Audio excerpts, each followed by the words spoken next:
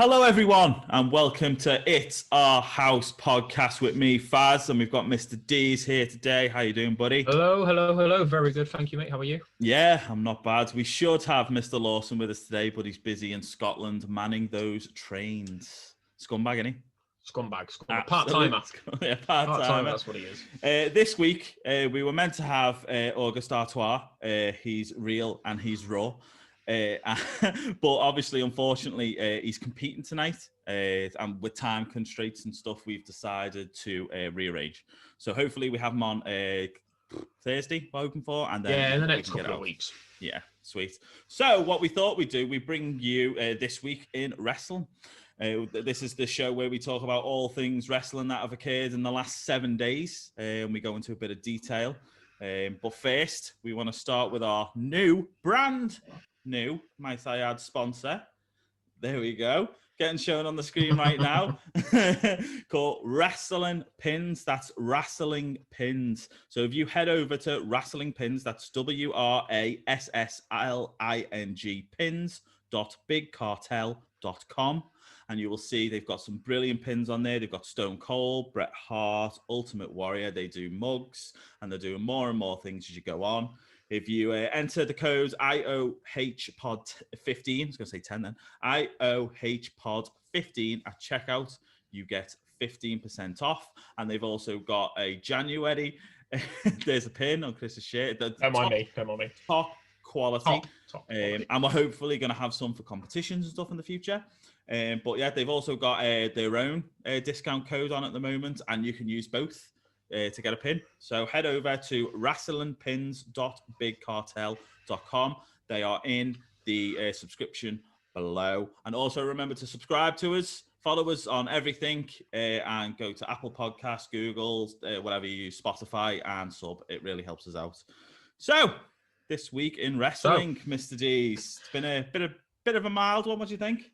It's the shows themselves, other than probably NXT, which I think was the highlight of the week, have been pretty mild. There's been some big moments. Yeah. Obviously, I think if we start with Raw, start on Monday, best place to start. It was Raw Legends Night. I can't stand the Legends. I mean, it worked. Ratings worked, but can't stand it. I mean, it's a desperate grab for ratings. It worked. Sort of. I mean, they jumped back up to around the 2 million mark again, so obviously it had some sort of impact. I think it's more just people. For me, it's more I wanted to tune in and see who WWE think is a legend. Yeah, these days, especially in COVID times, who'd you get out there? Exactly, like Carlito. Big fan of Carlito. I know, not gutted. A legend. I know, but I was gutted. He didn't even make a show, did he? No, he chose not to. Yeah. Because they didn't have enough on for him. They just wanted like a 2-minute cameo. He was like, I'll come back and do wrestling for you. I'll come back and do something substantial, but I'm not like going to fly to the other side of the country and just pop on and say hello and spit an apple. Or not. I can't do that in COVID. Can't do that in COVID. Well, so you're telling me he wasn't going to do it to Tatanka and stand there completely dressed up and say nothing for 3 minutes? Bizarre. Tatanka's not a legend either, and Tori Wilson's not a legend. And who else was there? Most of them were. You're always going to have your Hulk Hogan's and your Ric Flairs. And you think so? If you think there was only Big Show, Mark Henry, really that fit. I mean, they had what's the other girl there that people can't stand? I can't remember her name now. It's going to do my head in that. Somebody that was there? Yeah, and they were treating her like a legend. Alicia Fox. Yes, Alicia Fox. Yeah, you're not a legend, love. Not a legend. She has had a long career. That doesn't make you a legend. No, doesn't make you a legend. Outlasting other people, she's done more than people realise. Like, she's been there for like 10 years. She was the first African-American Divas champion. So she's got a bit of a legacy, and she's got a bit of a, but she's not a legend. No. The last few years haven't been kind, have they, either? No, she's had a lot of personal problems. Obviously, we won't get into that, but she's happy. She looks happy. She looks healthy. She looks good. We have respect for that type of thing on this show. Absolutely. And hopefully that means she'll make a comeback and maybe add to her legacy. Who knows? But the big talking point, obviously, from Raw was... You're right there, mate. Yeah, I can't even be bothered talking about it. He does my head in. Goldberg.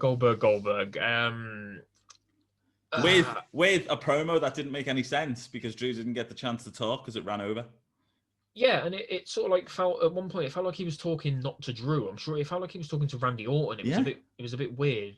Saying that you don't respect the legends. He didn't even say nothing. Yeah, when has Drew ever not respected legends? He started the show off with Hulk Hogan. Respect the legends, exactly. Very odd for I don't know. I don't know if anybody wrote that promo or just he was just given a free mic.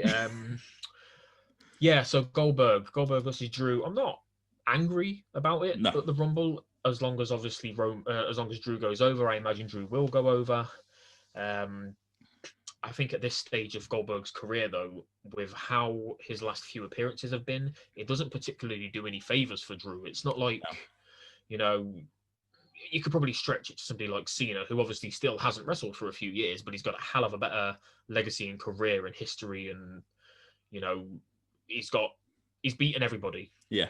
And most of them have been good matches. Cena's last few years, he had bangers against like AJ, he was brilliant. Obviously, Punk, Money in the Bank, 2011. I even said to my missus before he left, I'm actually going to miss him, and I didn't think I'd ever say that because the last few years of his career, he was on fire, and he was back to that. He was still a face, but he was edgy. You know what I mean? That's what I liked about him. Like on his promos, he didn't care.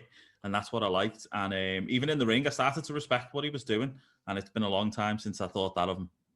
Yeah, like you say, his matches got better. His match quality got better. A lot of the time, especially with the older guys, you put that down to the quality of their opponents. Yeah. But I think Cena carries the match. Definitely. For the most part, regardless of who he's against. Goldberg can't do that, can he? Goldberg can't do that, no, because Goldberg, you know, we make fun of Cena for having the 5 moves of Doom, or the 6 moves of Doom, as it now is. Goldberg's got 2. Yeah, and he can't even do the jackhammer properly anymore. He can't even do the jackhammer properly anymore. So I don't have high hopes for that match. I imagine it'll be a short match, probably one of Drew's shortest ever matches. As long as he goes over, as long as Drew goes over clean, I don't mind too much. Yeah, that's what, as you said, that's what it's definitely got to be. If they have any other outcome, I think the internet community is going to go absolute bloody berserk over it, because that's 3 times you're doing it now. That's going to be 3 times. Kevin Owens, The Fiend, and then Drew. And the one person you can't do it to when your Raw star power is so low is do it to Drew, because you're just knocking everyone down. And who's there to beat Goldberg then? And it's always been somebody universally loved as well, because you know, like whether Kevin Owens is a heel or a face, everyone loves him. He's so good at both roles. The Fiend never needed a title in the first place, but that's another conversation for another day. But whether he had a title over his shoulder or not, it didn't need to be squashed in the way that Goldberg did it at the Saudi show. I think Drew will be okay. It also doesn't make a lot of sense in terms of the future, because as far as I know, the going plan is still for it to be Roman versus Goldberg. Yeah. So at WrestleMania, because we're not getting The Rock versus Roman anymore. No. So why have Goldberg go over Drew and take the title from him, unless it's another quick title change and Drew gets it back in between now and Mania? But what's the point of that? Yeah, Elimination Chamber's the one in the middle, isn't it? So yeah, I think that's it. I think this year, I think it's just Elimination Chamber. It's going to be weird. Yeah, the only other way I can see it is whether Vince is maybe having these conversations, as we heard in at the end of last year, to move Mania maybe a month or 2 down the line. See if he can get fans in again. Yeah. I mean, Florida's letting everyone in anyway. There's no rules in bloody Florida anymore, is there? But no, he's playing by them. Florida stopped caring, and they changed things a long time ago, I'm sure. I don't know. Like, speaking of fans, I can't think past the Royal Rumble, really. No. About what WWE are going to do regarding fans. Breaks my heart that we're 3 weeks away from the Rumble, and it's not going to have fans. It just doesn't sit right with me. I understand, obviously, nobody can do anything about what's happened. I am surprised that they've not tried to delay the Rumble. Yeah. Mania needs fans, don't get me wrong. But I don't think Mania 36 wasn't terrible. No, it was very, especially done in such a short time frame. It was like a few weeks, wasn't it? Yeah. Before they and built it was the good. whole thing. Enjoyable. They had good matches. Yeah, you noticed the crowd, the lack of the crowd straight away. But within a couple of hours of night one of Mania, I honestly didn't really notice a lack of fans. I was more focused on the fact that I was watching a match. Exactly, yeah. Without the fans, I got invested like you're meant to. But the Rumble, imagine if this was a year ago and Edge returned with no fans. Well, the thing is now, I mean, what are they going to do there? Because, you know, let's pull it back a bit. Let's go to Randy Orton. Obviously, the whole thought process was Randy Orton versus Edge at Mania again, if Edge can get back. But they're pushing The Fiend in quite along now. I mean, they're not ending it. You know what I mean? They're still instigating it. So are they changing their minds again because of their fans? Are they going to wait till, you know, they maybe SummerSlam for Edge? Maybe that's going to be it's a long payoff, isn't it? If you wait all the way till August, it is. But how do you finish The Fiend? Because he's not going to fight him at the Rumble. Yeah, you know what I mean, the only other way you're going to face him is at the Elimination Chamber. But for what purpose? Well, the only thing that I could think of the other day about how they could elongate their rivalry, because it's not dead in the water by any means. We've still got 3 weeks until the Rumble, so there is still the potential. I read that there was a rumor of an actual proper Firefly Funhouse match happening, the same as the one that he had with Cena. There's loads that you can explore with Orton because of all the bad shit that he's done. Oh, definitely, Cowboy Bob Orton, the lot. You could do all of it, couldn't you? Yeah, all the women he's attacked, burning down the House of Horrors match. There's loads you can do with that. Legend Killer. But honestly, for me, what I really want to see is like a Three Faces of Foley moment in the Rumble. At the Rumble, yeah. Do all three faces of Bray Wyatt, and either Orton eliminates him or he eliminates Orton. Nice and easy. It continues the feud. Well, what you could do, couldn't you? You could have it so Randy eliminates two of them. Thinks he's got rid of Bray. Thinks he's got rid of, you know, old Bray. And then the Fiend comes in and eliminates Orton. Yeah, just appears in the ring. Yeah. Takes them out and they brawl to the back of the arena, something like that. Yeah, there's a few different ways that they can do it. I don't know what it means for Bray at Mania, because even if they do prolong it to the Rumble and they have a match or whatever, what's next for the Fiend? Who's there? The Fiend. You know, like you say, you've got Edge waiting in the wings for Orton, but Fiend has gone through most of the big names. Yeah. Maybe, you know what? Maybe he gets revenge on Goldberg. Possibly. Who knows? Be a good one. Who knows? I don't know. But yeah, Raw. So to summarise, Raw Legends Night was not that great. It wasn't terrible. There were a couple of decent matches. The main event was fantastic. Yeah, I was going to say Drew versus Keith Lee. Like, we knew well in advance that was going to be a fantastic match. And the Superfly off the top rope from Keith was incredible. Yeah. Is that the same Keith Lee that was buried recently? Yes. Right, he was buried. So. That's what I want to see, D's. I don't want this little quiet, you know, hamstery type D's. I want the D's that tells us how it is. I want clickbait D's. That's what I'm after. All right, then. Twitter is full of fucking idiots. Twitter is full of idiots who don't... Not our loyal fans. We love you. Not our loyal fans, of course. Not Gary and Austin 316. No, they're the good guys.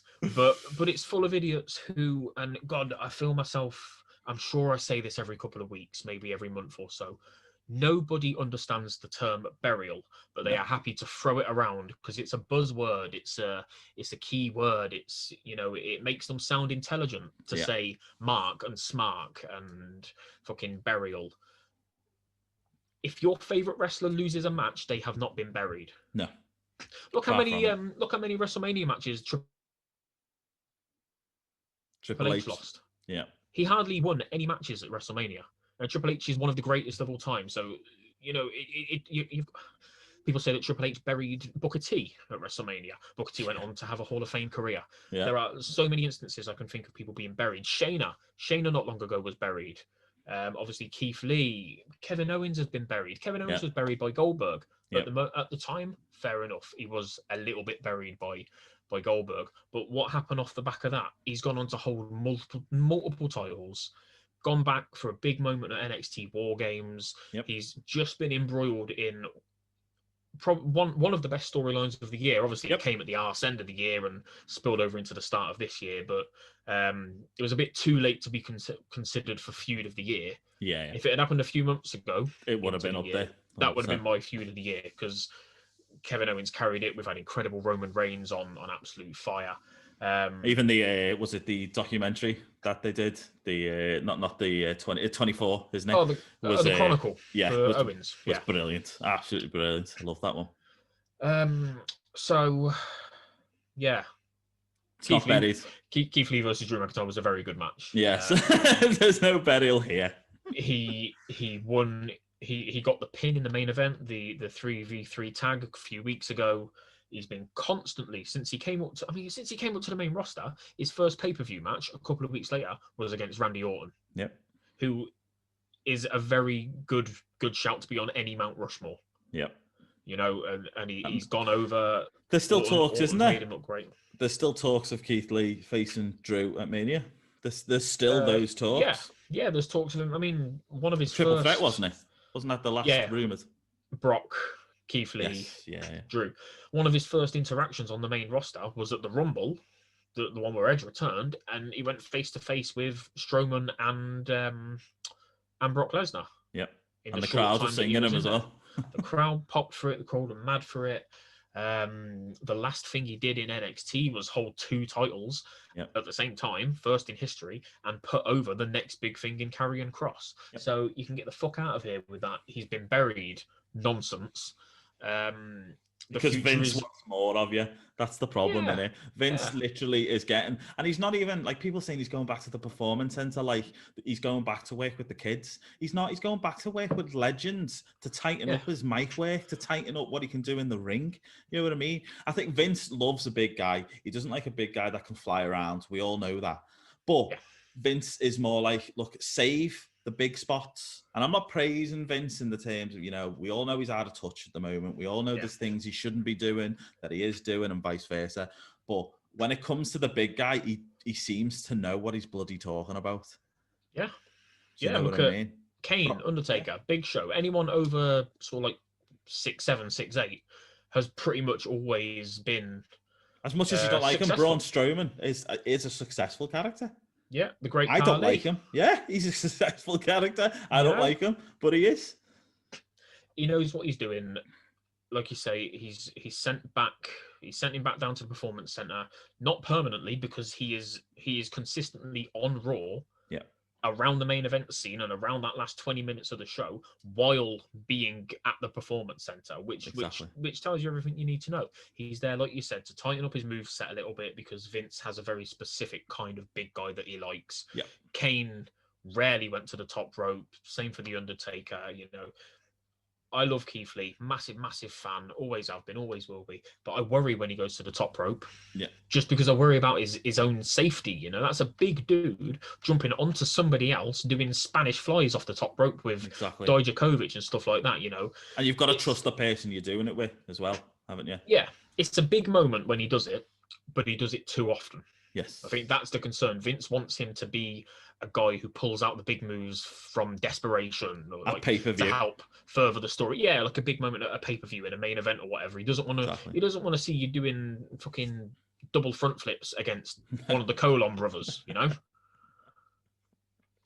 Nonsense. But anyway, definitely. Yeah. Should we move on from Raw because one thing happened on Raw. That was it. Should we move to Wednesdays? Yes. Let's move to Wednesdays. So what do you want to start? Should we start with AEW? Yeah. AEW's New Year's Smash. Fans loved it. Fans really bloody loved it. Obviously, Snoop Dogg was there, did a splash off the top rope. Not the nicest thing I've ever seen in my life. Beautiful. I don't ever want to see it again. I'll be honest. It scared me. We're talking about big guys doing moves. Nah, don't be doing it. But obviously, we had, Lawson won't like this, but Dave Meltzer quoted 5 stars. Lawson ain't here, so it don't matter what he likes and what he doesn't like. This is our show. 5-star match between, who was it between again? Omega and Phoenix. Yes, Omega and Phoenix, and it had the debut of the Good Brothers. It's one of them. I get the show. I understand it. Again, Chris Jericho having pops at WWE, I'm not a fan of. Saying Snoop Dogg jumped ship. He was never in a bloody contract with them. AEW's just paying him money now for the sake of paying him money. Yeah, it's a one-off appearance. It's a one-off appearance. The show, I said, the match was fantastic. For the AEW fans out there, the match was brilliant. Yeah. Was it match of the year? For me, not so much. Didn't really tell a massive story in terms of the two competitors. I like that more than just moves in a ring. But obviously the debut of the Good Brothers is going to get a lot of love, but I'm not a fan of that. Personally, I don't want to see them in AEW. I think I've said it since day one. I am not a fan of the Impact and the AEW link up. It just pushes Impact's talent for me down a pecking order, which I'm not a fan of. They'll get lost. Same with the women on AEW. They could get lost because of the strong talent of the Impact women's roster. But I get there's a mutual relationship there that's going to develop and grow. I mean, what do you think of AEW's New Year's Smash? Well, I'm going to be torn apart for this, but I've never really cared about the Bullet Club. I don't know why. It's just one of those. I don't know if maybe it's because it's so like predominantly a New Japan thing, and I've never fully immersed myself into New Japan. So maybe that's why I'm not too bothered by it. But yeah, every like incarnation when they've slowly brought those guys over to WWE and like brought over your Finn Balor and Kenny and AJ and Adam Cole, all these people that used to be in it, Cody. I've never ever been like, ooh, the Bullet Club's coming over to the WWE. I don't care. I'm not that bothered. Like you say, and we discussed on an older episode, I'm not mad keen on this Impact AEW partnership relationship for the exact same reasons as you. I think it could be detrimental to the Impact roster, who absolutely killed it in 2020, had possibly the promotion's greatest ever year. Yep. And I would love to see them go into 2021, riding that storm and keeping it going, riding that wave. But like you say, does Kenny Omega going over there, taking up loads of TV time in multiple segments and multiple promos and main events, does that hurt the rest of the roster? It might do. It might prove to not do, and it might get more eyes on Impact. But we've already seen that it hasn't. It did for that first episode, and their streaming numbers and people watching on AXS went through the roof.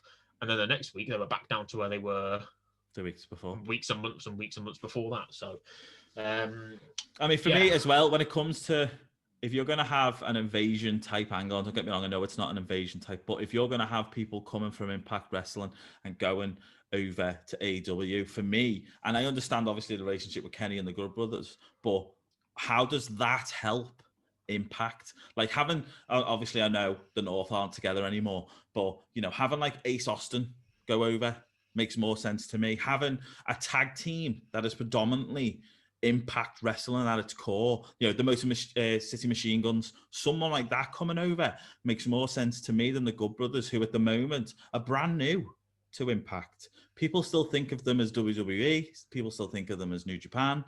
So when they're coming over, to me, apart from just wearing the title around the waist that they did, I don't see the benefit for Impact. It's great for AEW, and I get all the stands are going to love it. And especially, we know AEW's core fans are that, they're going to love this. They're going to bloody feed off it like nothing.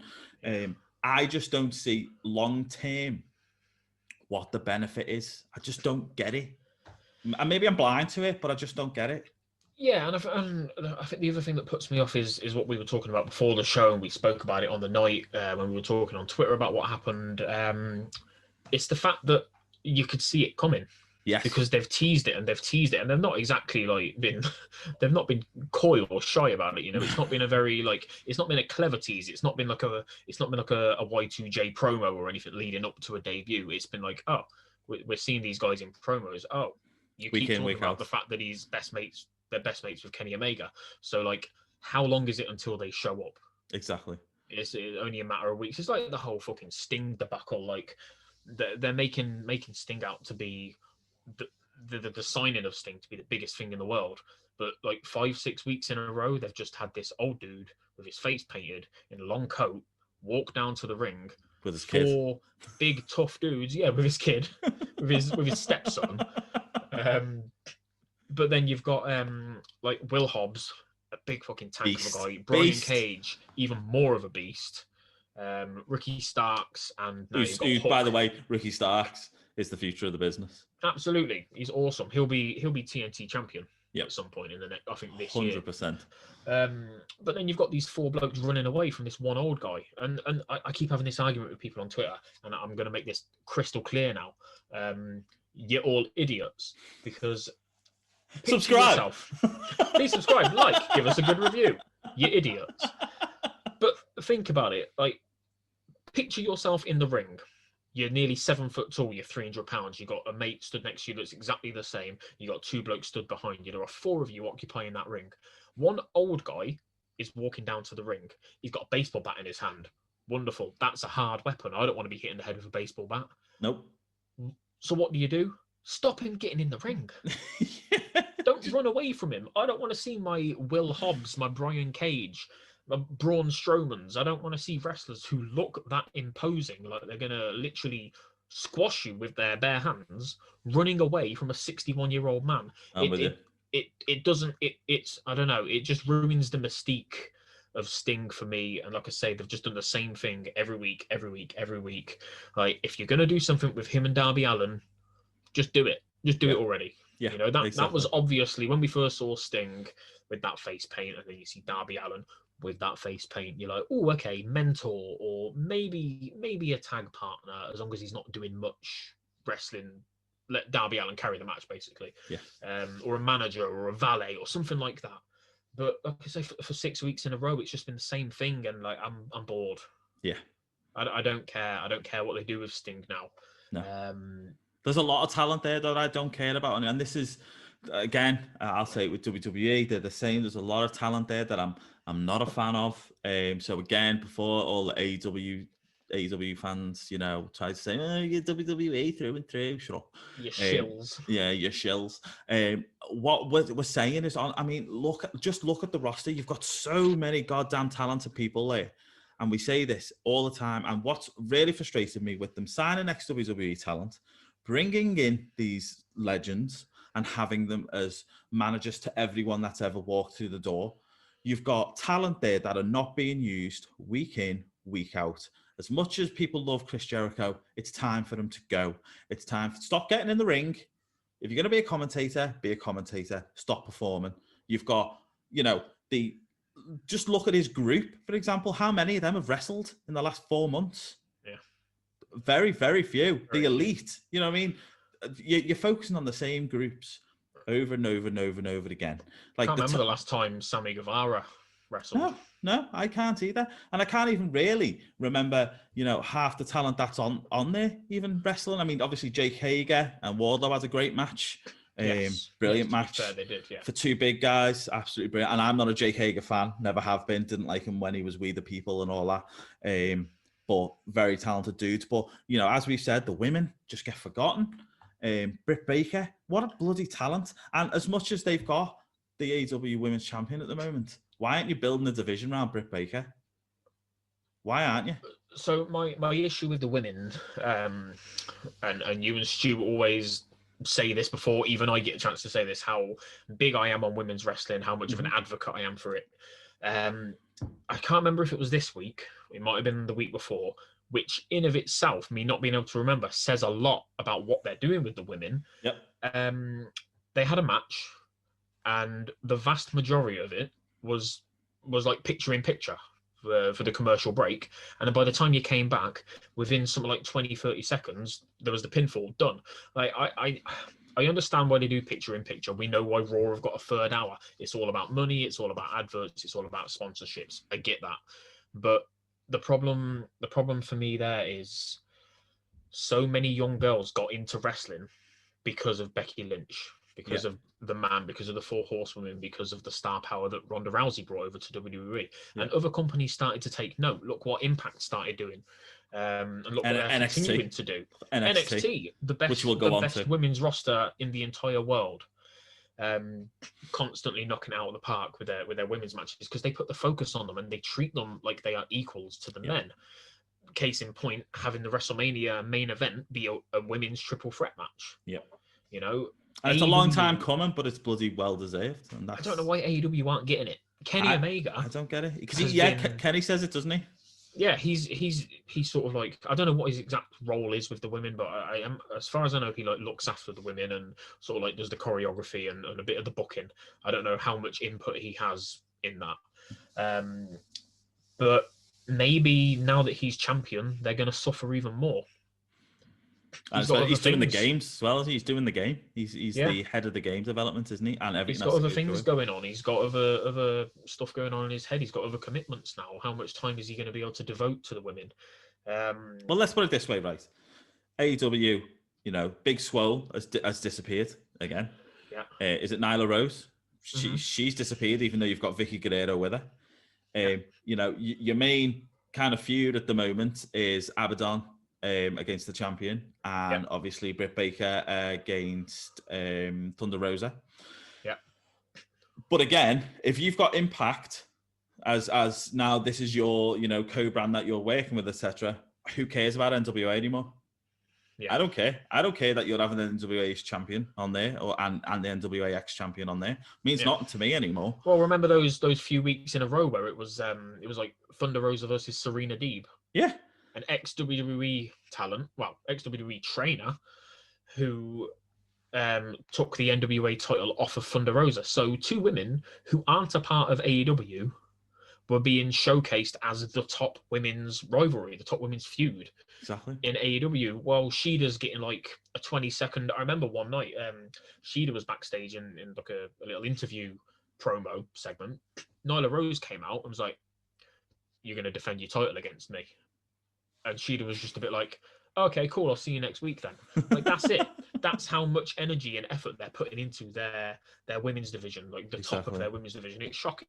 It is, and when it comes to the fans, we as with what we do, we do scour the social media, we do scour the Twitter, we do scour and read the comments and stuff. And I get where people are coming from when they say a lot of the talent that they have is green, a lot of the talent they have needs time to develop and stuff, which I also agree. But when your AEW Dark consists of an hour's worth of 15 matches. Let's get that right. An hour's worth of 15 matches. That means with the little segments they have in there as well, you knock it down. Each one of those matches is a minute, 2 minutes max. How is any single woman on that division going to better themselves when they have 2-minute matches? Training in the ring is different to a live performance. Everyone knows it.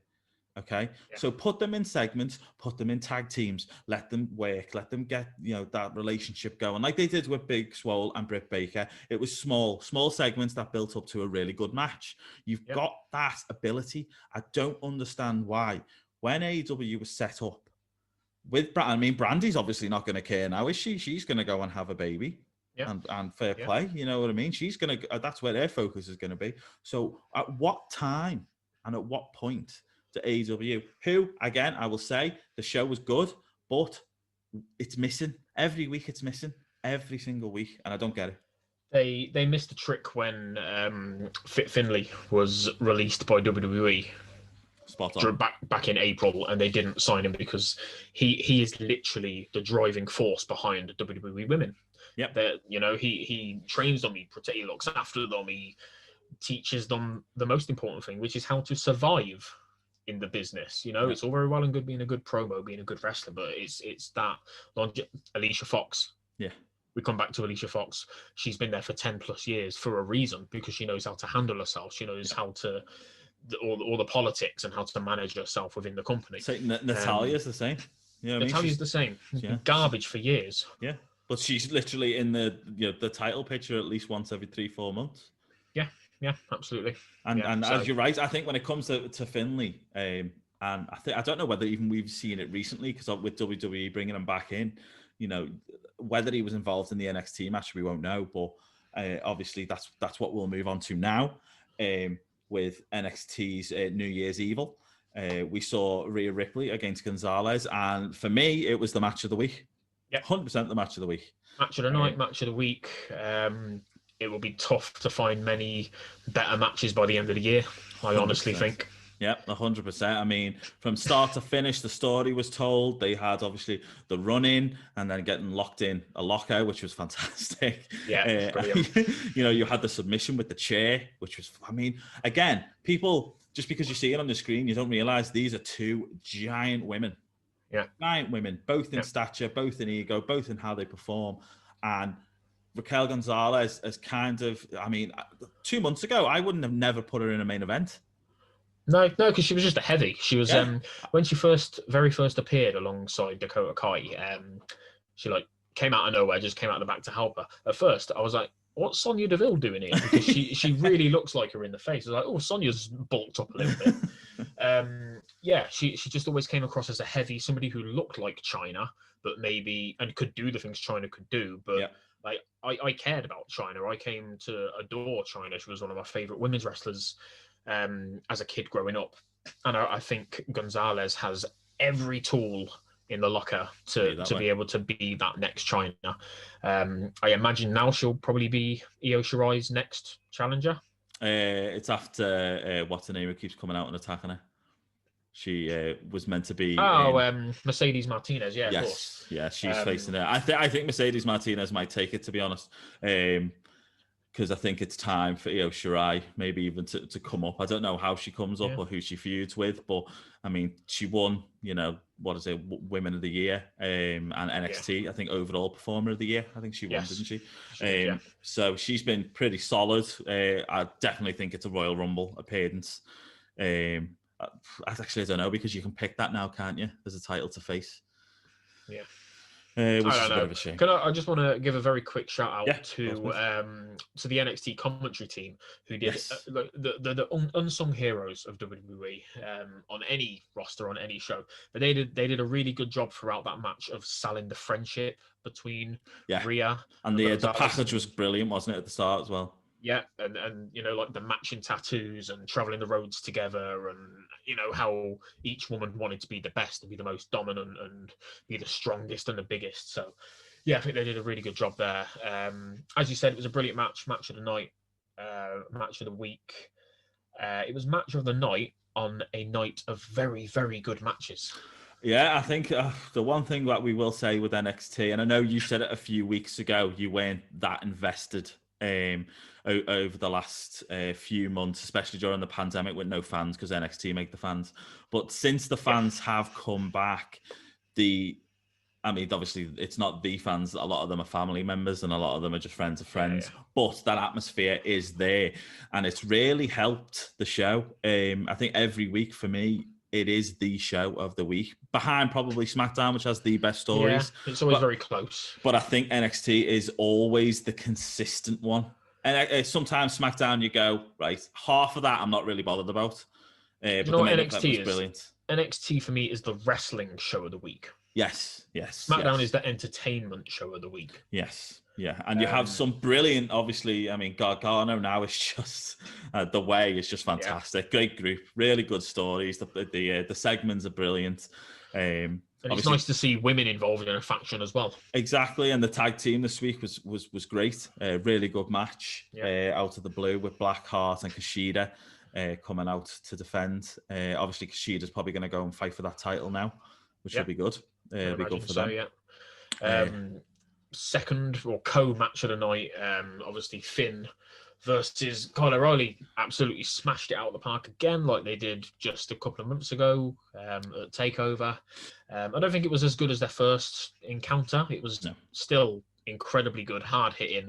You know me, I love a bit of old style, like brawling. Moves, brawling, holds, fighting, blood. When it feels like they hate each other and they just want to smash the shit out of each other. That's what I like. It was disappointing to see the Fight Pit match abandoned. Yeah. Timothy Thatcher versus Ciampa. I think that would have possibly been match of the night as well. Yeah. There was some really underrated matches as well. It didn't make a huge amount of sense to have Escobar versus... That was a brilliant match, though. Grand Metalik. Brilliant match. The cruiserweights very rarely fail to deliver. No. Especially Escobar. Match. Especially Escobar. They are my favourite group at the minute. Legado del Fantasma. Yeah, that's it, isn't it? Yeah, they're brilliant. They're incredible. I think they're at the minute they're my early pick to win the Dusty Classic. Dusty Cup. I definitely think I think UE will go all the way, and I think it might be between them two. All the way. I'd be shocked if Johnny and Austin Theory didn't at least get to sort of like the semi-finals. Yes, yeah. I think it's the most stacked Dusty Classic that there's been. Yeah, and then obviously bringing the women's one in, which is going to be really good to see. It'll be interesting that because I can't think of too many teams outside of Raquel and Dakota. Obviously Candice and Indy, Shotzi and Ember Moon. Ember Moon probably, yeah. Tony Storm probably be in the mix with somebody. But I certainly can't. You're probably going to bring probably some of the main roster in. You might even see the WWE Tag Team Champions. You know who you could have brought? The Iconics, but you fucking split them up. Yeah, just to put Peyton in random tag teams with fucking Lacey Evans. I'm sorry. Did you see, going back, for a very small segment, did you see that Charlotte Flair move? Oh, Peyton's horrific my words. What the hell was selection. That? Yeah. What was the hell? I mean, out of all this, we even said this when it happened, and we hated the idea of them splitting up. But I cannot believe I'm saying Billie Kay has come out the better of the two.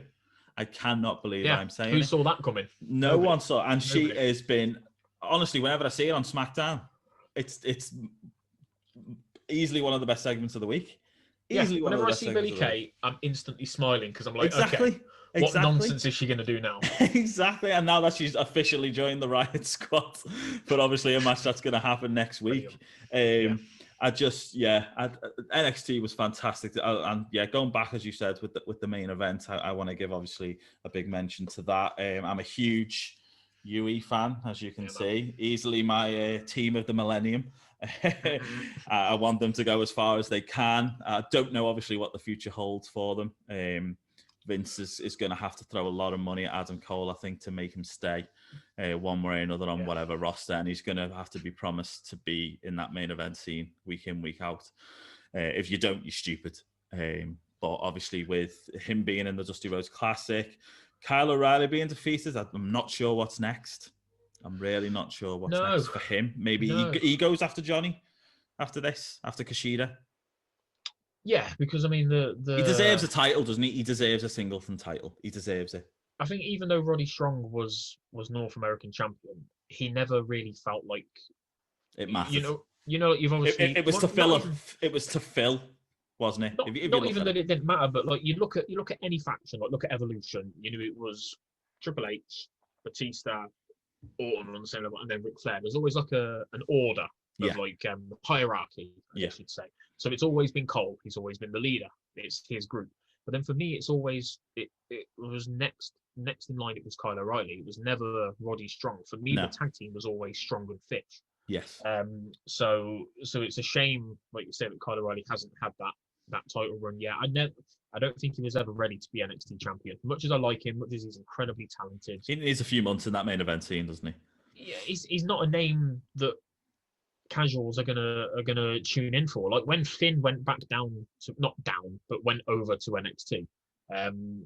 Any main roster Finn Balor fans are gonna start watching NXT. It's the same reason I always say they need to bring Kevin Owens back over to NXT permanently. Yeah.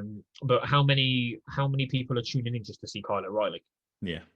No offense to him, because like I say, he's an incredible talent, great on the mic. There aren't many better wrestlers, like actual pure technical wrestlers in the world than Kyle O'Reilly. Definitely not. But maybe this is the start, though. Maybe this is the way that they're doing it. I mean, it takes a few months, doesn't it, as you said, to be constantly in that main event scene in order for fans to pick up on it. But again, now obviously Finn's going to move on to the next competitor who, is it going to be Karrion Kross yet again? So obviously we're going to have that feud, and if Karrion wins, which is looking probably likely because he was always going to keep the title anyway. Yeah. Is he then going to face Ciampa again? What happens to Finn? There's just so many questions that if I was Triple H, I'm not really comfortable answering at the moment in terms of the talent. Yeah, and I'm concerned for NXT, and I've always got this concern for NXT because the problem the problem you've always got with like a feeder company or a feeder brand is obviously as an Adam Cole or a Kevin Owens or a Finn Balor goes up to the main roster, it's having somebody of that caliber to take their spot on NXT, and then having somebody of a mid card talent, like somebody in the mid card who can step up and be that guy who stepped up to the main. You know what I mean? I'm not wording that very well, but like for let's say when Karrion takes that title, if there's nothing for Finn, let's say maybe Bronson Reed, who I'm a big fan of, is the next guy to step up. Maybe he steps up to the main event, but then you've got to find that next guy who's going to replace Bronson Reed, and you've always got to have that constant turnover and that constant sort of like conveyor belt of talent. But at the minute, I love Cameron Grimes. I hated him, but now I love him. Dexter Lumis, Kushida, and Dexter Lumis, and as I say, Bronson Reed. Outside of being a big guy, I don't think Bronson Reed's ready for the main event scene yet. But I don't think any of those guys that I've just mentioned are. No, and they haven't got a lot of time to prepare. When Keith Lee moved up to the main roster, if it hadn't been for Finn coming back, who'd you fill?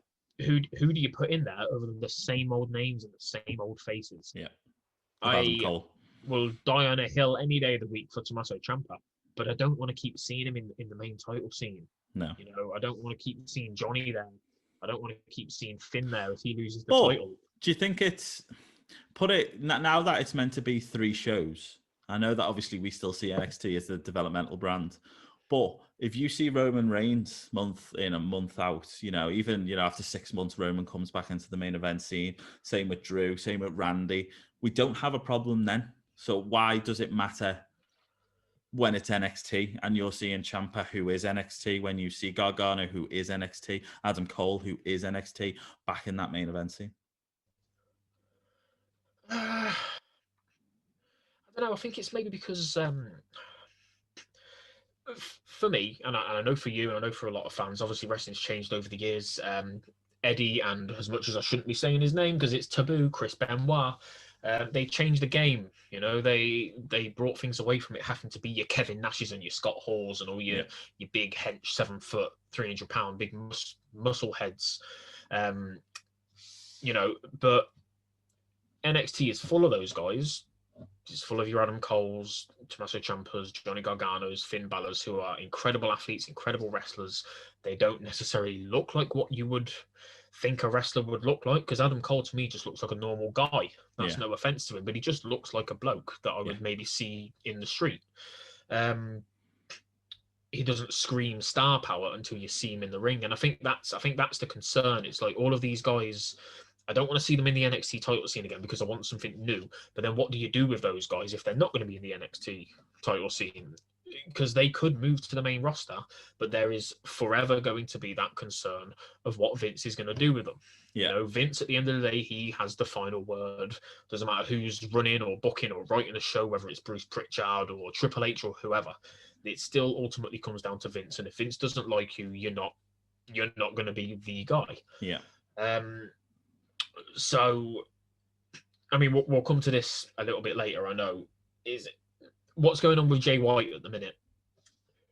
Everybody just assumes that somebody is going to be wasted. If they are wasted or underutilized or not used properly, there is probably a reason for it. They've been called up to the main roster to fill a hole, to fill a gap. Triple H, I've never met Triple H, but he comes across as an honest guy. He cares about his talents in NXT. I imagine if somebody was going up to the main roster to fill a hole for a couple of months, he would probably be honest with them. Yeah. And I don't know how contracts work and that, obviously, but I imagine that the talents must have some say in whether they move up to the main roster, what show they go on to, how they're going to be used. I think they have to. I mean, look at Aleister Black for an example. He's just refusing to play ball, isn't he? And look, rightly so. This comes down to the Jay White thing. Like I did a very strongly worded tweet, as I so often do, about Jay White. And the thing is, like, if Jay White goes to WWE, which I hope he does, because I hope he does too. Incredibly talented. And this is not against AEW, but for me, there's too much going on with AEW in terms of debuts. Jay White can fit into NXT like a dream. Yeah. And that that comes with the territory of AEW being new. Like anybody who goes there now, it's another debut. Like Miro, he's only been there 10 minutes. We've not seen anything from him yet. So I hate him. He's scumbag. So Jay White, my tweet about Jay White was, if he goes to WWE and gets wasted, so be it. It was his choice. He has chosen to go to WWE, like anybody who signs for WWE. Like, Nakamura's been wasted. He was better in NJPW. Yeah, he was better in NJPW. But he chose to go to WWE. And chose to stay. And chose to sign new contracts time and time again. Like all of those people who bitched and moaned, like Mike Bennett bitched and moaned that he signed a new contract and then he wanted to leave. And then he hid that his wife was pregnant and all that bullshit, but then cried about it when he got released. That's the thing for Jay White. Kurt Hawkins, let's mention him as well. Fuck Kurt Hawkins. If he chooses to be there. You know what I mean? If he chooses to be there, it's his choice. He 100%. Is a grown man. He is a grown man in his 30s. He has free will. He can stay in New Japan. He can go to AEW and be a top guy. He can go to WWE. Oh, but he'd have to go straight to the main roster. Why? Better wrestlers than the Rascals have gone are through NXT. Exactly the same. The Rascals from Impact Wrestling are now in the Performance Center, and the Rascals are easily, hands down, one of the best tag teams on the planet. They are absolutely outstanding, and yet they're not getting a main roster debut or anything like that. They're in the Performance Center like everyone else, laying in the WWE way. And the more you put into the WWE way, the more time you put in, the more effort you put in, the more management sees, the more chances you get. I.e., whether we agree with it or not, Drew got kicked out. He knew when he left, if I'm going to get back, I need to put fucking arse in seats and eyes on me. And he went and he did it. But as soon as he got that call, and he even said it on his podcast with Stone Cold, WWE is his life. So he knew as soon as he was getting this hype back, he knew how to get the eyes on him. He knew how to get the eyes on him. And exactly like people like Jay White, like people like Adam Cole, as you said, looks like a generic guy you walk in. But as soon as that mic's in his hand, you fucking listen to Adam Cole. You listen to what Adam Cole has to say. And I think that's the difference. As you said, with Kyle O'Reilly, brilliant in the ring. He is a WWE guy, I can see that. But when he's on the mic, I'm not really that interested. But when Adam Cole's on the mic, same size, just as talented as Kyle O'Reilly, if not more, that I'm listening, because he knows what WWE wants. He knows how to grab the fans. And Jay White knows that. And he knows if he goes to WWE, if he goes to NXT, as you said before, if you look at that roster, people are going. People are going to move up. There's going to be holes to fill. Why not go there? Why not go there and fill it? When AEW at the moment, you're just going to wait. Where are you going to fit? Are you going to be in the Elite? Are you going to be in Chris Jericho's group? Are you going to be in Miro's little stable? Are you going to be in Kingston stable? Are you going to be in any of the stables that exist there? Just like you said, there's too much going on. Way too much. Nobody cried about Karrion Kross going to NXT rather than going straight to the main roster. Sold it. Brilliant. Absolutely bloody phenomenal. All he needs in NXT, it's not a life sentence. You're not going to NXT forever. No. It's to get the fans to know who you are. Yes. It's to build a level of hype character as well. Build a character. I don't know who Jay White is. I've seen him a few times, but I don't know who Jay White is. Yeah, I mean, he's got it. I will put it that way. Simply, he's got it, and he could be a big deal. I don't see any reason why he couldn't achieve sort of like Seth Rollins levels of success. I mean, I saw the video that caused the hype, which then put on around Twitter. Yeah, he's got the look, he's got the build, he's got the promo, he's got the charisma. He could be that next top level guy. But there is no harm in him going to NXT, because I'll give you two names that perfectly summarize why. Finn Balor, Samoa Joe. Yep. They were every bit as world-renowned, well-known, talented, successful, traveled, and well tenured as Jay White is. Yep. They both went through NXT. Mm-hmm. I was shocked to see Samoa Joe go straight into NXT, because as far as I was concerned, he was ready. Oh yeah, 100%. He was born ready to be on the main 100%. Roster. Same for Kevin Owens. Yep. No Kevin Steen or the name Kevin Owens just sounds like a normal bloke, just like Adam Cole sounds like a normal bloke.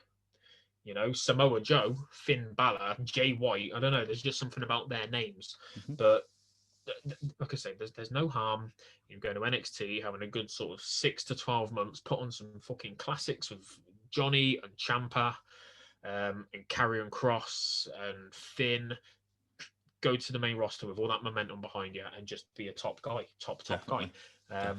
Until you get buried, of course. Yes, of course. Yes, of course. Like Keith Lee got buried, even though he's going to be world champion in the next 6 months. Exactly. But obviously we're in the middle of the show right now, so what we'll do is we'll just give another shout out to our sponsor, our brand new sponsor. They're called Wrestling Pins, as you can see on the screen there from Mr. D's. Head over to Wrestling Pins. That's WRASSLING pins.bigcartel.com and enter IOHPod15 at checkout for 15% off. They've got amazing pins, much as Stone Cold, Bret Hart, Ultimate Warrior, which Mr. D's has, and much more. Love it. And they've also got their own code on at the moment for a January sale. Head over there, and it works with our code, so you will get a lot more off. Super savings, and you will get top quality pins, we promise you. They are beautifully made, really are beautifully made. And big shout out to them for coming on and being our sponsor. We really do appreciate it. You guys are awesome. They're from Lawson's neck of the woods. I think they know Gary as well. They worked with Gary at some point. Everybody knows Gary. Everybody, Casey and Gary, everyone knows. So it's gonna be good to see our relationship hopefully grow and develop as we go forward. So as you said, Jay White going to WWE caused a bit of a stir on Twitter. Why he shouldn't go there? But I think obviously the last show that we should go on to is possibly, as I said before, the show of every single week, and has been since Roman Reigns has returned. Obviously, a lot of talk at the moment of the Royal Rumble main events. We've got Goldberg versus Drew McIntyre, and now we've got Adam Pearce versus Roman Reigns. And there's been a lot of discussion why it's the same, why it's different. For me, I think it makes perfect sense. I'm a fan of it. I think the way he bloody sold that super kick tells you everything you need to know about the guy. If you've not seen that, go back and check it out. If you don't watch anything else of SmackDown from this week, or go to @PWCDs, where I've got a very handy little GIF on there. Of it. People were shocked. People were shocked that he could sell, and it shows how little people know, because they're like, exactly. Look how well he's sold that super kick. I'm like, he's a wrestler. That's why. He's been wrestling for the last 14 years. Well, no, he hasn't for 6 years, but before that, 14 years, 5 times NWA Adam Cole. champion. Sure, I mean, he's wrestled with some of the best in the world. And what made sense to me with it all is, and people have such bloody short memories, this story has been in develop for at least before Kevin Owens. It was when Jey Uso was there. Adam Pearce has always been the person in the middle, whether Roman was getting the nod from Adam Pearce to do things, whether Paul Heyman was going to Adam Pearce to get what he wants. And what happened was they put the seed in where Adam Pearce didn't do what Roman wanted, did what Kevin Owens wanted, and that's what's led to this match. How can people not see that? Is beyond me. It's different to a bloody 60-odd-year-old man showing up on Raw and saying, I'm going to fight you because you hate the legends. It's bloody night and day. I gotta say, I'm loving this D's energy that you're showing at the minute. I can't stand it, mate. Honestly, the one thing, why I have to sit there and justify when we've seen Shane McMahon in main events, we've seen Vince McMahon in main events, we've seen Paul Heyman in main events, we've seen Michael Cole in main events, and whilst you might not agree with that picture, every single one of these stories that WWE has ever told with these people is a story, and it's built around a story. It's not like he showed up and go, I'm going to fight him. He doesn't want to be there. Yeah. He doesn't want to fight Roman. That's not like it's not an abuse of power or anything like that. He's not used his position to get leverage or anything like that. He's unwilling. He's been forced into the situation. Paul Heyman's gone above him. Exactly. So it gives Pearce a genuine gripe for the future. We could see more storylines with him now being undermined and things like that, and we might now start to see other wrestlers try and take advantage of him or go above him. There's loads that they can play off with it. Or it's really simple. You're doing it for a way to get someone over and to write him off so that Sonya Deville can become the head of SmackDown. That makes clear sense. And I want to obviously talk about it now, but we heard recently, because we're really in the know around here, about Kevin Owens and Roman Reigns actually said no to a proposed storyline involving Damien Priest's possible debut on SmackDown. He was meant to be coming in as his Kevin Owens' friend, and obviously both of them said it makes zero sense. Bizarre. Which I fully agreed with. And obviously with the star power that Roman and Kevin currently have at the moment, it was vetoed. So obviously they need to look around. They need to see who's next in line. They don't want to bury anyone. They don't want, another... Why throw Daniel Bryan in there now when obviously it's kind of leaning maybe towards him at Mania or maybe him at the Elimination Chamber? Adam Pearce makes the most sense. Yeah, whether you don't want to admit it, whether you want to admit it or not, it at the start of the night when it looked like it was going to be Adam Pearce, I was a bit like, yeah, really, is this the route we're going? But then, like you say, as the story, keyword being story, played out, it flowed nicely. It made sense. The opening promo, as much as we slightly disagreed on that opening promo, I felt it went a little bit too long, but it still did its job. I just felt like they could have achieved the same outcome in with a little bit less time, because then you could have had a longer Big E versus Apollo match or something like that.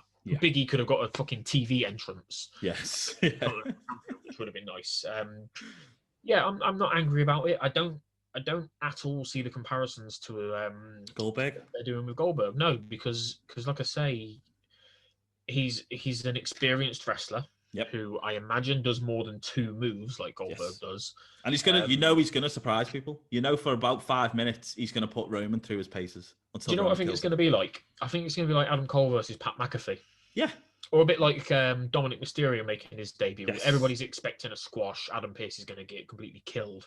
He'll pull out a few moves. He'll have a bit of a comeback. He'll have a hot streak. He's going to lose, obviously. Roman is going to win, and he's going to look dominant. He'll probably have... Imagine if Adam Pearce went into Mania as champion. Oh, I'll tell you what. If Kevin Owens comes out and bloody interferes, you never know, mate. You never know. Yeah, there's going to be loads of hijinks. Exactly. In that match. And loads of people are going to get involved. It isn't... Obviously, we hope and believe that Roman's going to come out as the champion. But can anyone realistically say how that match is going to go? Because I can't. I've thought of 3 or 4 various endings that could happen in that match with Kevin Owens. It could be Shinsuke Nakamura. It could be Jimmy Uso.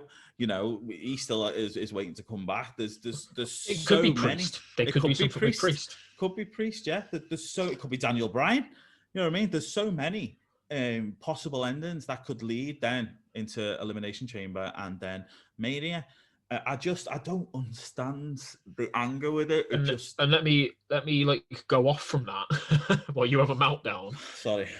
All them names you've just said. What do you need for an Elimination Chamber? It's 6, isn't it? Yes. You've got 4 pods, 2 people starting the ring. So you got Roman, Nakamura, Owens, Bryan, probably Jay in there to like team up with Roman. Maybe Pearce. Maybe Pearce appears again, or maybe a Priest, maybe a Jimmy, something like that. But straight away, you've got 6 people that can go in there. So you've got your main event for Elimination Chamber sorted, nearly a month in advance. Yep. And just build it like Shayna in the Elimination Chamber. Just have Roman crush everybody in there. It's not going to hurt anybody. It's an elimination match. It's in a giant, great big steel structure. You can protect people. You can protect people by Jay being in there to help him.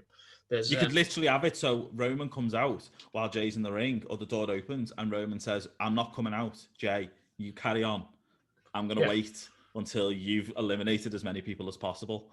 You could go back to Jay versus Roman at Mania. Do you know what I mean? Yeah, and it's also making Jay look great as well. Oh yeah, I mean the way he deserves. That he went from not agreeing with it, not believing with it, and then in the background, and I hate the camera cuts in WWE. I can't stand them. It's like they're all over the place with it. Yeah. But what I liked about this one is you had Roman as the aggressor, you had Paul Heyman as the one who looked scared again, and then behind him you had Jay, who was laughing and smiling and rubbing his hands. He's getting more involved in that evil mentality, and to see his development, maybe I said with Jimmy coming back. I mean, you could have Jimmy versus Jay at Mania. What a match that would be! What a bloody match that would be! Insane. Brothers do fight. Do fight. That would be an insane match at Mania. So I don't understand the thought process. I don't understand the anger towards it. I don't understand the comparison with Goldberg. I understand the anger towards Goldberg. I understand that. 100%. Should never happen. Should never happen. He's taken a main event spot away from someone who deserves a main event spot. You could put anyone in there at the Rumble. You could have had Retribution take out Drew and have Ali versus Drew at the Rumble, which would have strengthened that group. There's so many opportunities. Keith Lee again. Yeah, Keith Lee again. Another 5-star match. Exactly. You could have had Keith Lee versus Drew, and then Brock comes out and intervenes, and that's how you get your triple threat. There's so many ways you could have went with it. But let's go back into the show. We had some pretty big things happen on SmackDown, to be honest with you. We had the tag team title change with the Dirty Dogs, as they're now known, taking the titles off the Street Profits. They need their own theme music. I don't understand why at this point Robert Roode is not getting the respect he bloody deserves. He's one of the best in my eyes. He always has been one of the best I've seen in the ring, and especially as a tag team, he's one of the best tag team competitors that the business has seen, whether it was in Impact Wrestling or now. So how did you see that title change? Did you think it was done right? Do you think it was done at the right time? Could it have waited till Rumble? It was done to perfection. Yeah. I say that because Street Profits didn't come out of that looking bad, because Montez, he sold the hell out of that injury. It was brilliant. He sold that story. The injury was the story leading into the match. Could he perform? Which for the vast majority of the match he did. The finish was beautiful. The spine buster into the zigzag. Brilliant ending. Dolph is a proven tag team wrestler. Like you say, Rude is one of the greatest tag team wrestlers that we've had in a good number of years, like with Beer Money or with that really weird team with Chad Gable for a little while. Yeah, and he was also in what was the Main Event Mafia, wasn't he, in that for a little bit as well? Yeah. But everything he touches turns to gold, quite literally, as it did on Friday night. I was really happy with the title change. He needed it, didn't he? Street Profits are just one of those teams that I think they chase better than they lead. Yeah. I don't know. No, especially there's no crowd. There's no crowd. Yeah.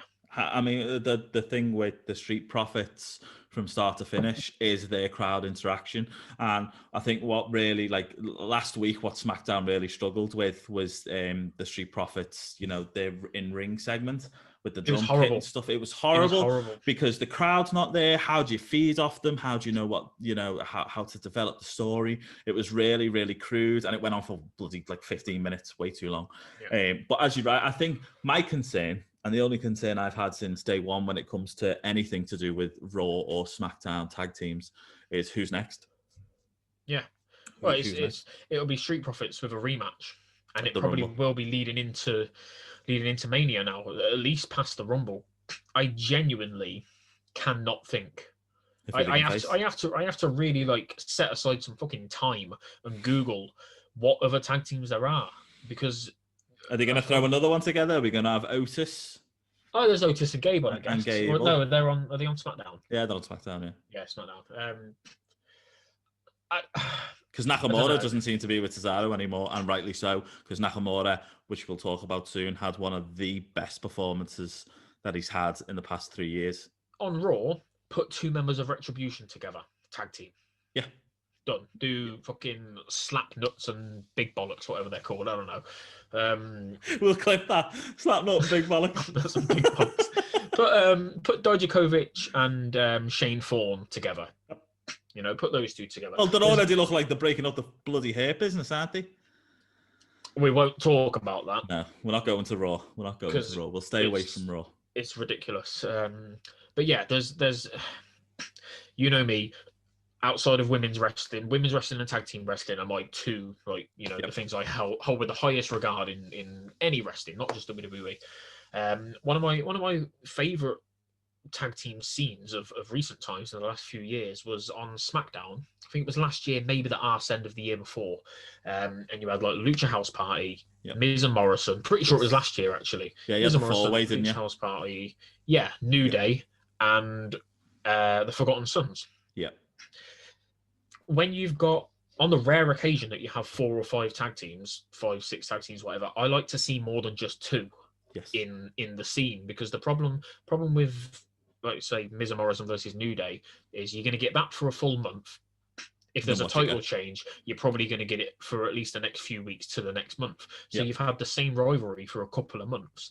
And like, don't get me wrong, I like long-term storytelling when there's an actual story. There's not much story you can tell with tag team wrestling, and it's a shame, but there just genuinely isn't. And especially when a faction's not involved. When you have factions, you can do that because you can bleed onto the next, can't you? So if a tag team, for example, like you have the UE against the New Day, I'm just throwing this out there, and you have a tag team title change, you can still have it so Roderick Strong can face Big E. So that story still can develop and go on. You're right. I mean, once this feud is over, I can't think of a face team, because that's who obviously you're going to have if it has to be Gable and Otis. That's the only tag team I can think of, because obviously Cesaro and Nakamura, unless they're going to do Cesaro and Nakamura as a face now because of the way he competed, but I just don't see it outside of that. And I think that's always been my concern. The only other way you do it is if you unify the tag titles. Yeah, and like I don't understand why they haven't done that yet, because Vince obviously sees no money in tag team wrestling. No. Doesn't care about it. It's at the bottom of his list of priorities. Women's wrestling is above that. The US title is above that. So it makes sense for this one very rare occasion, give the fans what they want, because we have been calling for the unification for quite some time now. Yep. And it makes sense. It makes perfect sense. It would have ended up, if they'd have done it any sooner, we'd have just got fucking New Day versus Street Profits for another 3 months. So I'm glad they didn't do it when we wanted it done. But they could have done it at Survivor Series, couldn't they? It's the perfect time to do it. Literally the perfect time to do it. Exactly. But yeah, moving on from that, I want to quickly go back to what we were saying about Sonya. Yes. Just very briefly. Absolutely thrilled to see her back. Amazing. Thrilled last week, even just for that short segment where she just like walked through the backstage and everybody was like, "Oh my god, it's Sonya Deville, she's back." All the journalists, all like your Sean Ross Sapps and Satins and everybody, they were all shocked that she was back because she wasn't meant to be back yet. So that was a big, genuine, like, wow, surprise moment. Love the idea of her either working alongside Adam Pearce or maybe, like you say, taking the mantle from him if he has to have some time away. It's just a really nice way to keep her relevant. Yep. Make sure that people don't forget about her, but like nicely transition her back in, because obviously she had we all had a horrific 2020, but Sonya may have had a worse 2020 than most people. She had a fucking horrid time of it. I'm glad to see she's back. She's looking good. She's looking such a shame, healthy. That story last year, it was on one of your storylines of the year before the ending. And yes, you're right, mate. She looks fantastic. I like the way they addressed the issue of her being back on SmackDown. The fact that they said, she mentioned Mandy and she mentioned Otis, and then she said hire manager just wanted her back as someone to work alongside. Because the thing I hate with WWE sometimes is where they go, the fans don't care, we care. So the fact that obviously Sonya mentioned it was great to see. I just hope she gets, and this is why I'm hoping Pearce goes away for a bit, because I don't want her to be the person behind the person.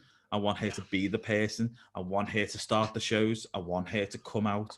The one thing I liked about Paige when she used to do it is that you felt she was in charge.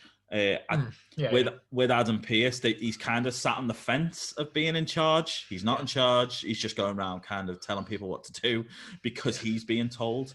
So it will be good if Sonya can get that. And as you said, I think especially at our house pod, we're really, really happy to see her back. And we hope 2021 gives her all the love and joy she deserves, to be honest. Yeah, because she was on the cusp of something, Fantastic. She had to be written off TV because she had her other, her personal issues and a trial and things like that going on. So I think WWE did it really well, the way that they wrote her off TV, gave her some time off. As I say, they brought her back in the perfect way, let her transition back into that, rather than just being like, boom, you're a wrestler, go. Yes, yeah. Because especially they've got the stories, they really need to work on, the Riot Squad needs to keep getting their push, because, people don't realize this. A lot of people don't see it, but the Riot Squad have had, I think, a winning streak now of 6 or 7 weeks on the bounce. Yep. And I think Liv Morgan is destined for huge things. I think they're just biding their time, helping her lane from Ruby a bit more. Bringing Billy Kay into it is a great thing to do. Outside the main event scene with Sasha and Carmella, it is the Riot Squad that seem to be getting the push. So fingers crossed that can carry on. And as you said, Sonya can get the kind of. And I really want to see. I really want to see the titles taken off of Shayna and Nia at this point. Yeah, definitely. They are, aren't they? Tag team champions. No, it's Charlotte Flair and bloody. Oh shit! Yeah, of course it is. My bad. I think I got so used to it being them that I don't honestly. Well, there you go. It needs to come off them because they shouldn't have the bloody titles in the first place. It's stupid. It's moronic. It's a classic WWE way of going. We need something for Charlotte to win. They need to start doing what the tag team titles were set out to do, which was to be defended across all 3 shows. Yes. And to be for cards with women, undercard, not your main event scene, your undercard. That's the whole point of the tag team division. It's to help the undercard have a title around their waist. That means something. So when they lose it, they can go and do single competitor things. Yeah. You know, it used to be the way that we used to love to see whoever won the Intercontinental title, they're the future world champion.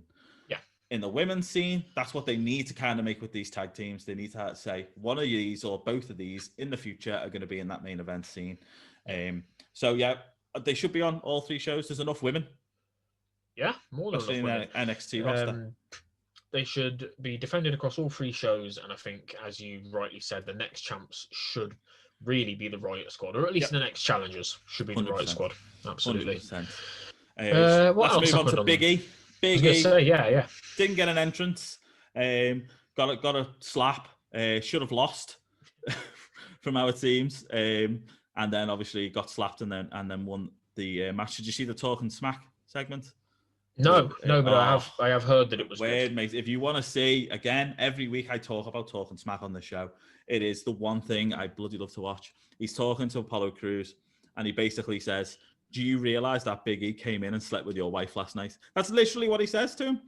And Apollo Crews is like, "I don't know what to say to you. I have no idea what to do here." But it sells it so well for Apollo Crews. Hopefully, future heel turn. That's what it seems like it's going to be for me. They've teased that before, haven't they? Yeah, he's been a face for too long. Well, he did it before he came back and then joined with Ali, and then it was Ali who turned heel. Should have been Apollo, really. Should have been Apollo. Would have made more sense. Because WWE haven't had many wrestlers as naturally talented as Apollo. No. He's incredibly talented. So strong. He's got, I don't know, I was about to say he's got charisma, but he's got the wrong kind of charisma. Like, Apollo should be a badass. He shouldn't be, for years, he was just always smiling. Yeah. Like, when I saw him smiling, I was just like, wrestlers aren't meant to be this happy unless they're Bailey. Yeah. At the time. That match... it was a weird one, wasn't it? It was a bit of a shit show, to be honest, but like it wasn't either of the wrestlers' faults, obviously. It was very odd booking. Like, why not... The confusion took up at least a couple of minutes, and then there was a commercial break, and then they came back, match and then restarted. Why not just give them an extra 5 minminutes? I don't know. I mean, they'd already put on a great match. Like, Apollo was getting the better of Big E, which nobody expected. It wasn't going to be a squash, but it was a fast match, fast paced. Yeah. Even Paul Heyman said, and which I think after the match, maybe Paul Heyman was looking at it and he was thinking kind of the same thing, because obviously he doesn't write or produce. He has a say, but I don't think he has the final say. But he even said, to Apollo, why didn't you take the double draw? Because the whole point is you can walk away and you've got a claim to the title. You can say you're not the undisputed Intercontinental Champion. You're actually disputed, which means that you can face him at the Royal Rumble for the title. I mean, that's the bit that I love about Paul Heyman. He kind of points to what the fans are already going to say. Yeah, and he knows helps to blur the lines. Exactly. And I think the one thing that WWE always struggle with is the Intercontinental title. They have probably, since The Miz held it and made it relevant, since that time, I don't think anyone has had the star power. And I was made up when Big E got it. And is, going back to that badass, possibly, the 5 count fella. But if I'm honest, it's flat. I think his run so far has been flat. when Sami Zayn won it, I was made up for him because I'm a big Sami fan, but then they booked the fucking booking on that was just horrific for months and months and months. So and then bad. he got bloody fucking screwed again, didn't he? And then they just sort of like hot potatoed around with the title for a little bit, and it was Jeff, and then it was AJ, and you know, two names that should have brought a lot of prestige to it and really elevated it, but you've given it to a Jeff Hardy that's way past his prime, and an AJ who they've been having problems recently. He should just be in the main event scene. He should be in the main event scene, but also like going from Raw to SmackDown to Raw to SmackDown because of differences with Heyman and stuff. And like, I don't know what they want to do with AJ at the minute. Well, he's fighting Elias, isn't he now? For some bloody stupid reason. Yeah. I honestly, I think that feud is to get Omos over. Yeah. I think that Vince knows the money in AJ, especially T-shirt sales wise. And I think he just doesn't want to lose him because he knows if he goes somewhere else, he's still going to make a lot of bloody money for that company. Oh, God, yeah. Yeah, I would tune into AEW more. Yeah, to see AJ Styles in the main event, 100%. So, yeah, back to SmackDown. Again, at PWCDs, got quite a nice little photo out there of, like, Apollo's shoulders are quite clearly not on the mat. Yep. WWE did the camera crew. I don't know if anybody got in trouble for that, but they did a shocking job of. Should have been the right hand side, not the left. Yeah, or just like 10 or so, a foot to the right. Yeah. And you wouldn't have seen that, and then it could have been a genuine thing. But instantly, you're like, oh well, this story's already on its ass because it wasn't a double pin. Exactly. Apollo should be the champion, and then like you say, what Paul Heyman's alluded to, and what you've alluded to is, if the fans don't see that Apollo's shoulder is up, and it is a genuine double pin, he's got a genuine gripe. He's got a reason to get a rematch. He's got it's a story that can go on. Yeah, it's a story right there in front of you. WWE haven't taken it. Nope. No, and maybe they will have to now, and it will be about Apollo's heel turn. But you could have had that heel turn done not next week. You could have had that done, a week before Bloody Mania. You could have had that, where Apollo's like, look, we both know my shoulder wasn't on the mat. Let's just have a rematch. And Big E's like, no, you've had your chance. I need to move on to the next one. And you could have Apollo then maybe trying to be his friend more. And then, bam, takes him out. Boom. That's your match. Instead. Yeah, but this is also WWE. So what they would do is they'd have him slap him again. Yeah. And then the next week they'd slap him again. And it would become a rivalry about slaps. Yeah. And then there'll be a slap off at Mania. Yeah, a slapping contest. Like AJ versus Nakamura became about kicking each other in the bollocks. In the bollocks, yeah. So, okay, I think that's the two. So let's talk about the main event. The full hour gauntlet match started with obviously Sami Zayn getting pinned straight away. Absolute bloody piss take. You called it. Predictable, yeah. I said he was going to get squashed. You could see it coming a mile off. As soon as he had that mic in his hand, you knew he was getting squashed. And I wasn't angry about it because it gives more story to Sami, a genuine gripe. Again, the whole conspiracy that there is around him. So it furthers his storyline. So I wasn't too upset about that, to be honest. No, and then you had Shinsuke come out and put on a wrestling clinic for about 45 minutes. Beat, Daniel Bryan, beat Baron Corbin. Who else did he beat? Who was the other person? How did it go? It was Sami lost to... It's whoever he lost to Sami. So it was Ray. So Shinsuke beat Ray. I want to take it. I can't remember. Anyway, no, because Corbin came out and attacked Ray. Yes, that's right. Yeah. So, but either way, Shinsuke had a solid 45 minutes in the ring. To even go to WWE on Fox, the Twitter account tweeted out saying, where's he been? He's here. Yeah. So hopefully there's some big things now on the rise for Nakamura. I think obviously us at It's Our House Pod probably will see that disappear very quickly. Vince doesn't seem to like his Asian market, unfortunately. Even though Nakamura is one of the best talents on the roster. Not the best on the mic for an American audience, but there's a lot you could do by teaming him up with someone who can do that for you. But when he was against AJ and he did that whole I know speak English, that was brilliant. It was so good. It was funny. And all of a sudden, I cared about Nakamura for the first time since NXT. Me too. I don't know. I think what I would say is and I know nobody's going to listen to me because I'm just some dickhead off Twitter, but I think people need to lower their expectations a little bit. Nakamura had a great showing, but at the minute, certainly for at least the next few months, at least Mania past Mania, nobody is getting that title off Roman. No. So Nakamura may be elevated into the main event scene, but then all it's going to do is, just like a couple of years ago, when he gets battered by Roman or taken out by Jay or whatever, it's just going to be that same argument of, oh, we should have won it in 2018 will become, oh, we should have won it in 2021. Yeah. You know, people just need to temper their expectations a little bit, because Nakamura is incredibly talented, but we've said this a few times in the past. I can name you 50 wrestlers who should have been world champion, but there are always genuine reasons why they never became world champion. And the one that always sticks out, well, Nakamura sticks out as well, but the other one that sticks out is Cesaro. Yes. All the tools in the world, apart from the one most important one, to be a WWE champion, having the ability to talk, to promo, having the charisma, to sell a story. As funny as Nakamura was with I know speaking English and kicking AJ in the bollocks every week, it didn't really sell a story. The story was always they knew each other from Japan. Yeah. You know, nothing that they did on the run up to Mania made more of a story than what was already there. Definitely. You could put Rusev in that same category. Without Lana, what is he? Yeah, and without Aiden English. Yeah. What was he? You know, he wasn't the most important part of Rusev Day. He was just the name. Exactly. And I think that's what a lot of people seem to forget about these talents. And it's the reason why Roman Reigns and, you know, Drew McIntyre and Daniel Bryan, it's why AJ Styles, it's why you see them in that main event scene month on month.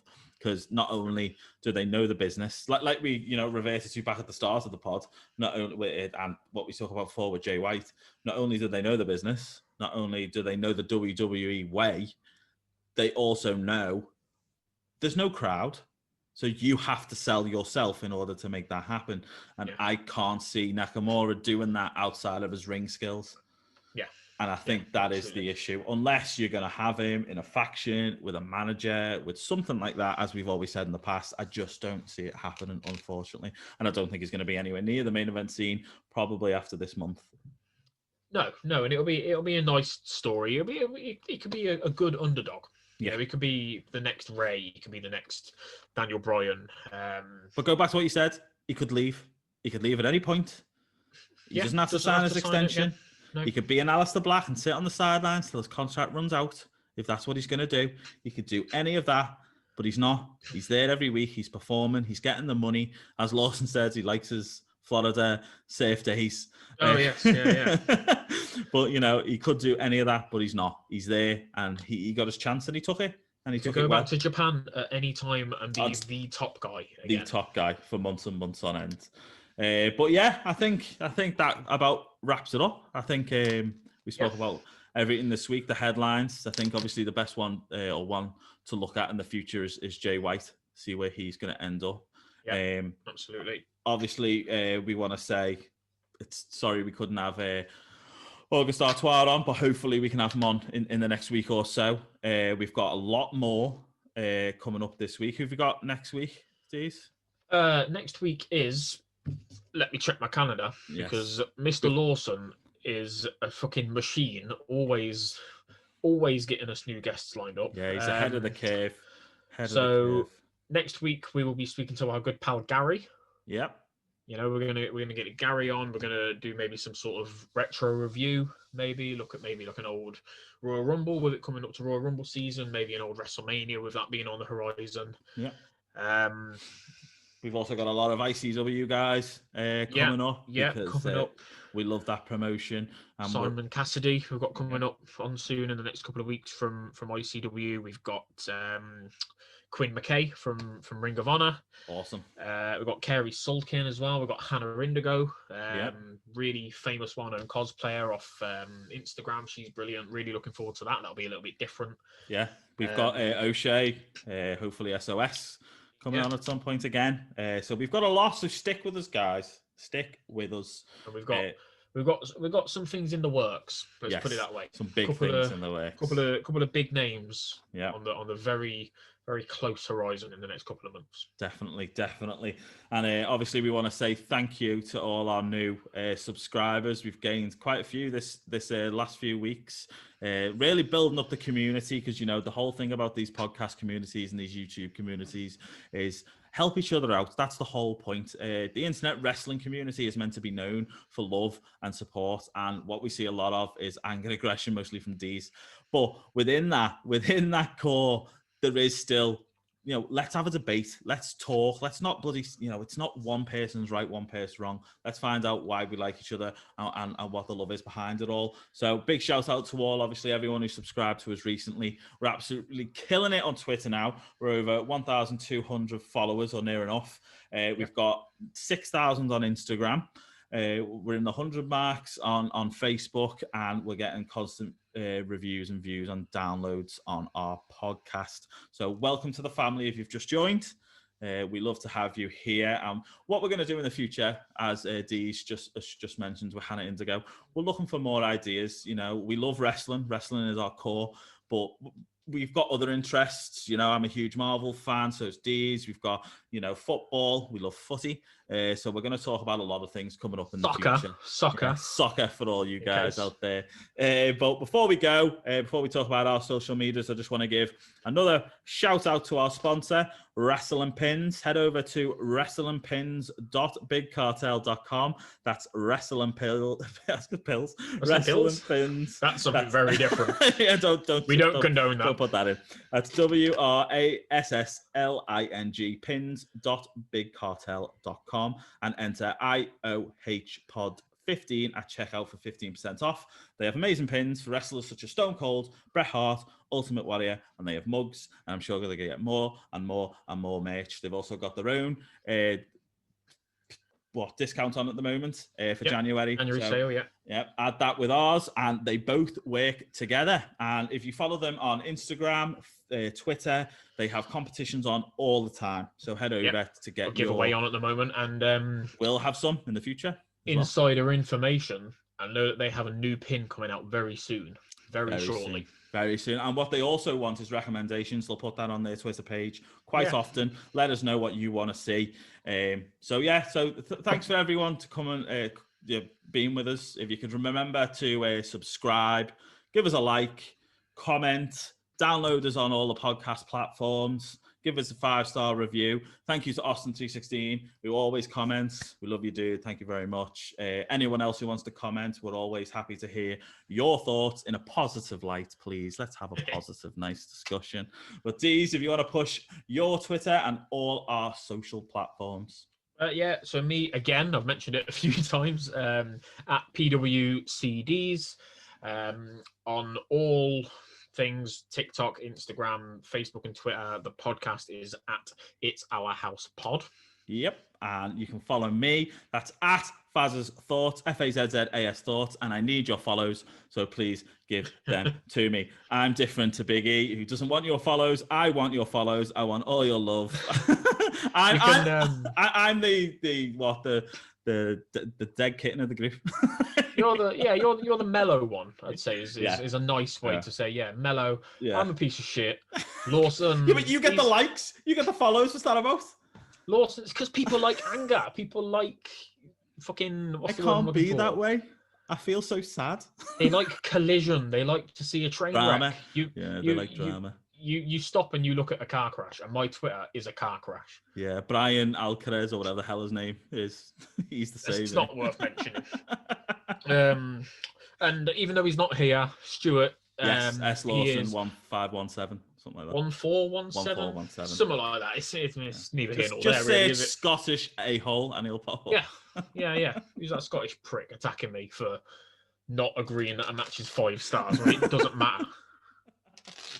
So yes, head over, give me a like and a follow. I'd really appreciate it. And all of our links are on Linktree, and you can see them all in the comments section below. You can find them on our Twitter page. You can find them on Instagram, on our Facebook, and all of our podcast platforms. So I want to say a big thank you, Mr. Dees, for being with me today and having this awesome chat. And I can't wait to speak to you again next week. Yes, but we love you all. Have a lovely week in lockdown 3 or wherever you're from in this entire world.